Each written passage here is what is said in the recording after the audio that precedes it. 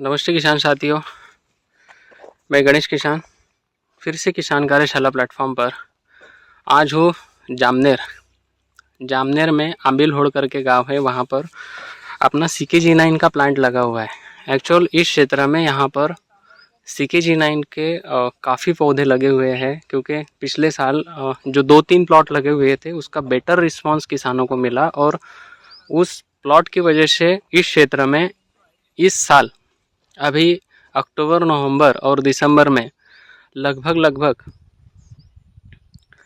एक 10 से 15 लाख प्लांट्स यहाँ पे CKG9 के लगे हुए हैं। उसमें से एक किसान मेरे साथ में है जो प्रॉपर तरीके से किसान कार्यशाला की गाइडलाइन तथा जो केले के लिए चाहिए वो सारी चीज़ें यहाँ पे एप्लीकेशन कर रहे हैं। जैसे मैं बताऊँ तो खेत अगर देखोगे तो थोड़ा सा ढलान ऊपर नीचे है, लेकिन मिट्टी का स्ट्रक्चर काफ़ी अच्छा है। यहाँ से नीचे एक खेत छोड़ के तीसरा खेत देखोगे नीचे, तो वहाँ पे भी एक 12,000 का CKG9 का प्लांट लगा हुआ है, वो लास्ट वाला, उसमें भी जाऊँगा। उससे पहले ये प्लांट जो 15 दिन पहले लगा हुआ है इसकी थोड़ा सी मैं झलक दिखा देता हूँ, क्योंकि यहाँ पे 2 ड्रिंचिंग हो चुकी है और अभी आने के बाद पता चला कि किसान का तीसरा ड्रिंचिंग होना था, लेकिन कुछ समस्या की वजह से इन्होंने स्प्रे और ड्रिंचिंग नहीं किया हुआ है। लेकिन लगभग पौधे में 2 पत्ते निकल के आ गए हैं। उसमें भी 8 दिन से काफ़ी मात्रा में यहाँ पे ठंडी है और ठंडी होने की वजह से पौधा चाहिए उतना अच्छे से ग्रो कर नहीं पा रहा है। लेकिन किसान की मेहनत और लगन की वजह से हर पौधे में 2 पत्ते निकल के आ चुके हैं, मतलब लगाया था उसके बाद में। और कई जगह पे पौधा मैच्योरिटी सिम्टम भी दिखा रहा है, मतलब सॉइल एनालिसिस करना शुरू कर दिया। जैसे ये वाला जो पौधा है इसमें ये कत्थई कलर के धब्बे यहाँ पे दिखना शुरू हो गए हैं। आइए किसान से समझते हैं, और हमारे यहाँ के डीलर भी मेरे साथ में हैं जो हर समय किसान के साथ में खड़े हैं और प्रॉपर तरीके से गाइडलाइन दे रहे हैं। अभी ठंडी में अक्टूबर, नवंबर और दिसंबर में अगर केला प्लांटेशन करना है तो उसमें क्या क्या बारीकियाँ चाहिए जो कि आगे चलकर किसानों को समस्या नहीं जाए। थोड़ा सा मैं किसान का परिचय आपको करवा देता हूँ। नमस्ते भैया, आपका परिचय बताइए। तुलसीदास बाबू चौहान। गांव का नाम? आंबे हो तांडा। आंबे होड़ तांडा। ये कब का प्लांटेशन है और कौन सा प्लांटेशन? 8 तारीख लाल आहे। हाँ. 8 तारीख आता 2 ड्रिंचिंग झाले।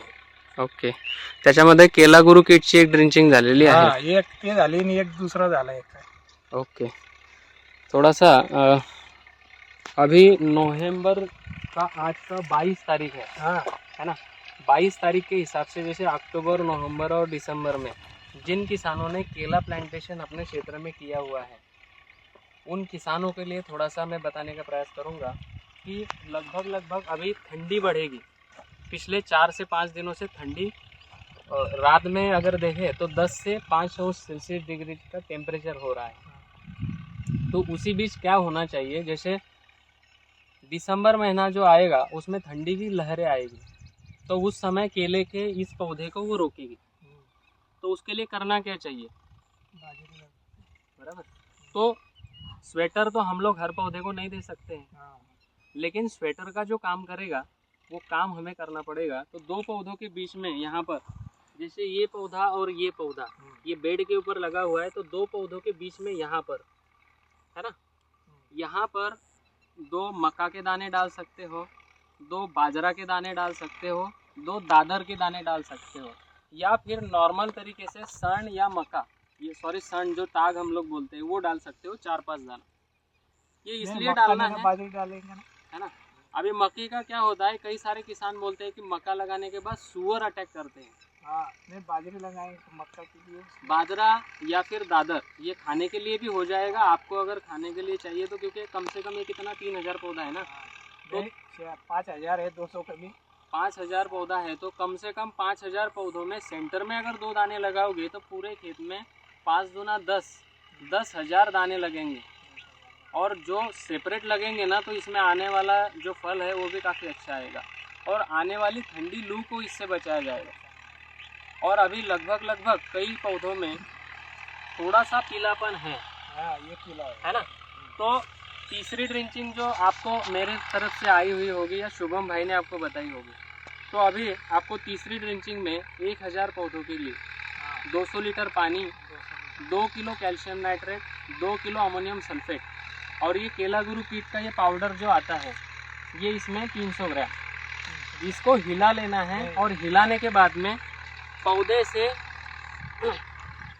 6 इंच दूर इसका ड्रिंचिंग कर देना है। दूसरा, ये ड्रिंचिंग करने के पश्चात स्प्रे भी बोला हुआ है। क्या होता है, कई जगहों पे अल्लियों का प्रकोप होता है।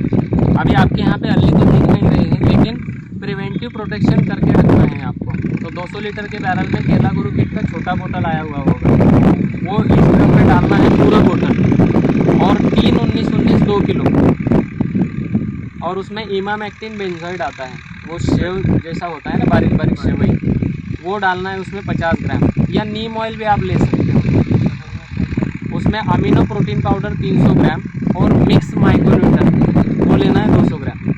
टंकी में डाल के इसका फॉलियर स्प्रे पूरे पौधों के ऊपर कर दो। फवारा मेरे हिसाब से पूरी टंकी आपको नहीं लगेगी, तो आप 15 लीटर का पंप जो आता है उसमें थोड़ा थोड़ा इसका प्रमाण डालकर ही कर सकते हो।